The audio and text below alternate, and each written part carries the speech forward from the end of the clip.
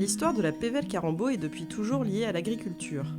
Située au cœur des agglomérations de Lille, Tournai, Douai et Valenciennes, cette terre rurale a depuis des siècles gardé sa vocation de terre nourricière pour les grandes villes voisines.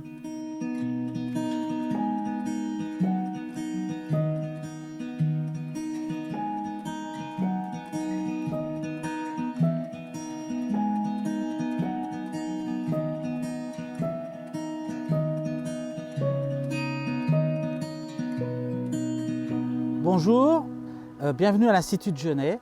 L'Institut de Genêt est une vieille école puisque nous avons été créés à la fin du 19e siècle par un prêtre pour former les agriculteurs du territoire et faire de la promotion sociale.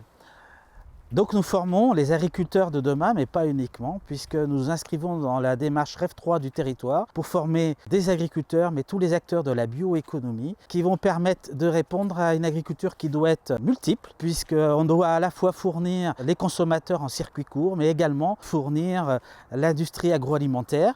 Donc nous sommes attachés à former des acteurs de demain qui seront capables de s'adapter aux exigences de la société, à savoir produire plus, non seulement pour l'alimentation humaine, mais aussi pour l'énergie, pour les biomatériaux, produire mieux en respectant l'environnement, en respectant la terre, le sol, et produire avec moins d'énergie, moins d'eau, moins d'impact carbone. Nos élèves seront les acteurs du monde de demain.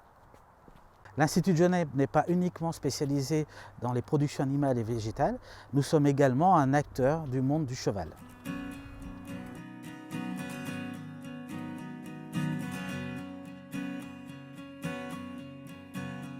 Bienvenue à l'Institut de Genêt. Ici sur le centre équestre, on accueille des jeunes de la 4e jusqu'au Bac+2 avec plusieurs types de formations. Des formations qui leur permettent d'apprendre à s'occuper du cheval, palefrenier soigneur, maréchaux ferrants. On accueille également des formations pour devenir moniteur d'équitation, animateur d'équitation, entraîneur dans l'équitation.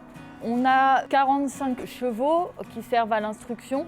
On essaye de développer des soins aux chevaux et des techniques les plus modernes possibles pour avoir l'étendue. Donc on a des systèmes d'hébergement classiques en box paddock et dans l'écurie active une nouvelle technologie pour s'occuper des chevaux.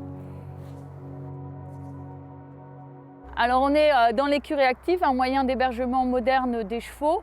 Les chevaux sont hébergés en groupe sur un sol stabilisé avec une alimentation en continu qui est régulée par une puce. Ça nous permet de reproduire la vie du cheval à l'état naturel pour respecter au maximum le bien-être des chevaux et aussi le bien-être des humains parce que ça limite l'entretien. Et on peut également vérifier à distance l'alimentation des chevaux. On n'a pas besoin de passer à heure fixe le matin, le midi, le soir comme dans des box classiques. Bien-être animal, bien-être humain pour ce système moderne d'hébergement des chevaux.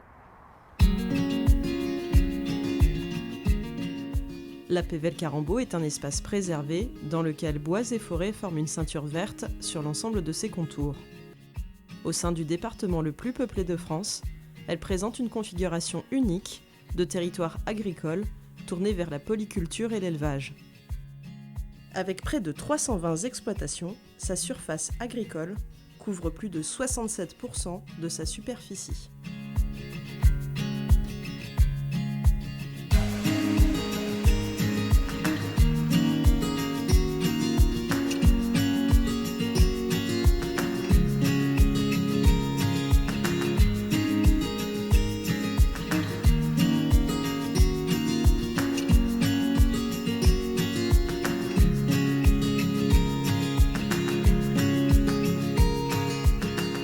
Pour découvrir ce territoire, Bénédicte Laurent de l'Office du tourisme sera notre guide.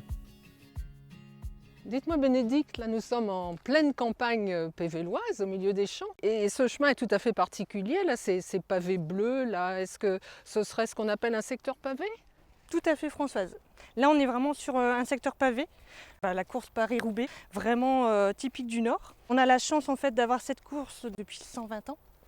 Et le secteur pavé ici, à proximité du domaine de Luchin, fait partie des 15 secteurs pavés qui traversent la Pévèle Carembault. L'origine du mot Pévèle est le latin padula, qui signifie pâturage.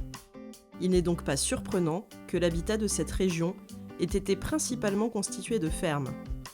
Ces fermes marquent encore le paysage, même si bon nombre d'entre elles ne sont plus des exploitations agricoles, mais ont trouvé une nouvelle destination. C'est le cas de la ferme de Luchin. Son histoire remonte à l'époque de Charlemagne, mais la ferme actuelle a été reconstruite au milieu du 19e siècle. À cette époque-là, la grange mesurait 950 m². Cette ferme se dégrade peu à peu avant d'être rachetée et rénovée par le LOSC, club de foot lillois, en 2007. Bien que de dimensions exceptionnelles, elle est tout à fait représentative des fermes au carré typiques de la région. Avec un porche d'entrée qui servait de pigeonnier, un côté où se trouvait la grange, un côté pour abriter étable et écurie, et un côté où se trouvait le logis.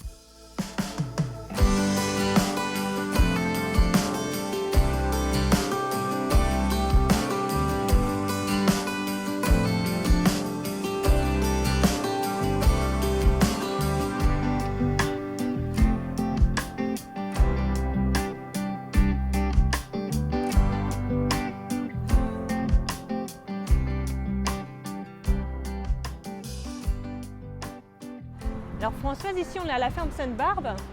J'entends souvent dire à la place de ferme le mot sens. Est-ce que tu peux m'expliquer le sens du mot sens? Alors à l'origine, avant la Révolution, les deux mots avaient un sens différent. Le loyer payé par l'exploitant était un loyer fixe. Il avait un bail et au départ on lui fixait son loyer en argent. Alors que le sens, c'était un loyer qui évoluait avec le revenu du domaine. C'était soit payé en argent, soit payé en animaux et récoltes. Mais ça dépendait du revenu. Chaque année, le sens était à nouveau fixé. Alors cette ferme Sainte-Barbe, elle est assez remarquable en Pévèle. On voit déjà que c'est une ferme au carré, c'est même une ferme qui a 5 côtés. Nous avons l'étable à droite. Et c'est intéressant de voir qu'on a là l'architecture de la fin du XVIIe siècle avec ces décors en briques, en anse de panier au-dessus des portes et des fenêtres. Ça, c'est tout à fait typique. Au fond, c'est le logis qui a été un petit peu repris, mais qui date de 1765. Et puis, nous avons la grange avec 3 ouvertures qui permettaient aux chariots d'entrer et d'aller déposer les récoltes, le fourrage, le blé, etc. Et puis, sur la gauche, les écuries. Cette ferme est en briques, comme toutes les fermes traditionnelles de Pévèle, mais on voit qu'elles sont peintes en blanc. Pourquoi? Parce que ça rappelle le chaulage qui était une tradition dans ces fermes en briques. La chaux protégeait de l'humidité d'une part et également du feu quand il y avait un départ d'incendie. Bien sûr, les toits sont en tuiles. Alors ce qui est le plus remarquable, c'est ce pigeonnier qui est daté de 1706, comme tu peux le voir, et qui comporte une série de damiers, on appelle ça des boulins, c'était les orifices par lesquels les pigeons pouvaient rentrer dans le pigeonnier. La taille du pigeonnier indiquait l'importance de l'exploitation. D'accord. Françoise, un grand merci pour la balade. Mais ce fut un plaisir. J'espère à bientôt. Oui, bien sûr. Au revoir. À bientôt, au revoir Bénédicte.